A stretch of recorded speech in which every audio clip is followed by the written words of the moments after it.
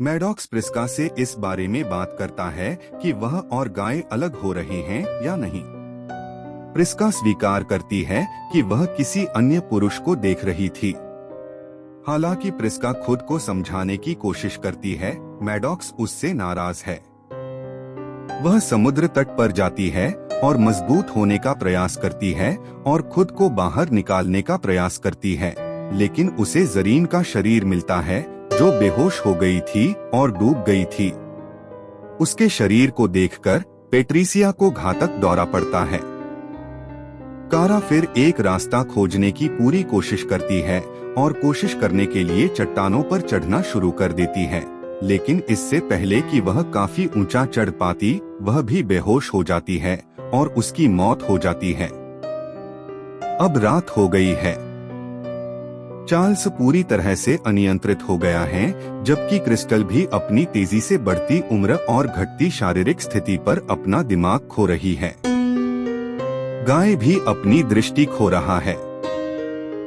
गाय और प्रिस्का के जीवन में दूसरे आदमी के बारे में बात करते हैं। गाय ने स्वीकार किया कि वह उसके बारे में जानता था और कामना करता था कि वह अपनी शादी को बेहतर रखने के लिए और अधिक करे, लेकिन वह यह भी नोट करता है कि दूसरा लड़का एक हारा हुआ व्यक्ति है और वह किसी बेहतर की हकदार है। चार्ल्स तब गाय और प्रिस्का पर हमला करना शुरू कर देता है, जबकि ट्रेंट और मैडॉक्स पर क्रिस्टल द्वारा हमला किया जाता है जब वे उसे देखने की कोशिश करते हैं। वह गुफा में उनका पीछा करती है और मरने से पहले उसका शरीर मुड़ जाता है और भयानक कोनों के विपरीत हो जाता है। प्रिस्का तब चार्ल्स को जंग लगे चाकू से मारती है, जिससे एक संक्रमण होता है जो तेजी से उसके शरीर में फैल जाता है और उसे मार देता है। कापा फिर कैंप फायर और समुद्र तट के आसपास इकट्ठा होते हैं। अब बुजुर्ग गाय को बोलने और चीजों को याद रखने में कठिनाई हो रही है, लेकिन वह अनिवार्य रूप से प्रिस्का को स्वीकार करता है कि मरने से पहले वह अभी भी उससे प्यार करता है। प्रिस्का तब एक पल के लिए खड़ी होती है, लेकिन गिर जाती है और गाय की तरफ मर जाती है, जबकि दोनों बच्चे अपने माता पिता का शोक मनाते हैं। सुबह में ट्रेंट और मैडॉक्स अब अपने 50 के दशक में हैं। ट्रेंट एक कोड लाता है जो इदलिब ने उसे दिया था, जिसे उसने समझा और पता लगाया कि मेरे चाचा को कोरल पसंद नहीं है। भाई बहन पास में एक प्रवाल भित्ति देखते हैं और महसूस करते हैं कि यह उनका रास्ता होना चाहिए। दोनों तैरकर वहां से निकल जाते हैं, लेकिन मैडॉक्स के कपड़े कोरल पर फंस जाते हैं।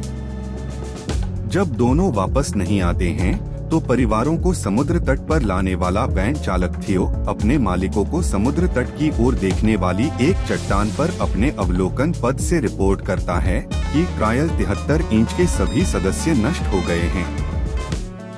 जब थियो रिसोर्ट और एक प्रयोगशाला क्षेत्र में वापस चला जाता है, तो यह पता चलता है कि रिसोर्ट वॉरेन एंड वॉरेन नामक एक चिकित्सा अनुसंधान दल के लिए एक मोर्चा है जो जीवन के लिए नैदानिक परीक्षण करने के लिए लोगों को समुद्र तट पर चिकित्सा शर्तों के साथ लुभाता है। सेविंग ड्रग्स उन्हें आने पर परोसे जाने वाले कॉकटेल में दिया जाता है। वे जानते हैं कि अलौकिक समुद्र तट उम्र बढ़ने की प्रक्रिया को गति देता है, इसलिए वे बेहतर परिणामों के लिए परीक्षण को पूरे दिन तक कम कर देते हैं। उनका मानना है कि उन्होंने पेट्रिसिया की मिर्गी को ठीक कर दिया क्योंकि उसके पास 8 घंटे तक जब्ती नहीं थी, जो कि समुद्र तट पर लगभग 16 वर्षों के बराबर है। रिसोर्ट मैनेजर और अन्य अपने नवीनतम पीड़ितों को तब तक शिकार करने का प्रयास करते हैं जब तक कि उन्हें ट्रेंट और मैडॉक्स द्वारा रोक नहीं दिया जाता है, जो खुद को कोरल से मुक्त करने में कामयाब रहे। ट्रेंट को एक आदमी मिलता है जिससे उसने तब बात की थी जब वह एक बच्चा था, यह जानते हुए कि वह एक पुलिस अधिकारी है। वह उस आदमी को समुद्र तट पर मिली पत्रिका सौंपता है, जिसमें कई लापता लोगों के नाम और उनकी चिकित्सा स्थितियों का विवरण होता है। इदलिब बाहर आता है और ट्रेंट को एक वयस्क के रूप में पहचानता है। ट्रेंट और मैडॉक्स सभी को सच्चाई बताते हैं, जबकि रिसोर्ट के सभी कर्मचारियों को लगता है कि वे पागल हैं। अधिकारी सभी रिसोर्ट कर्मचारियों को गिरफ्तार करने के लिए आते हैं, जबकि अंतिम दृश्य में अधिकारी ट्रेंट और मैडॉक्स को अपनी चाची के साथ रहने के लिए द्वीप से दूर हेलीकॉप्टर द्वारा ले जाता है, जो यह देखने के लिए तैयार नहीं है कि उसकी भतीजी और भतीजा पूर्ण विकसित वयस्क हैं।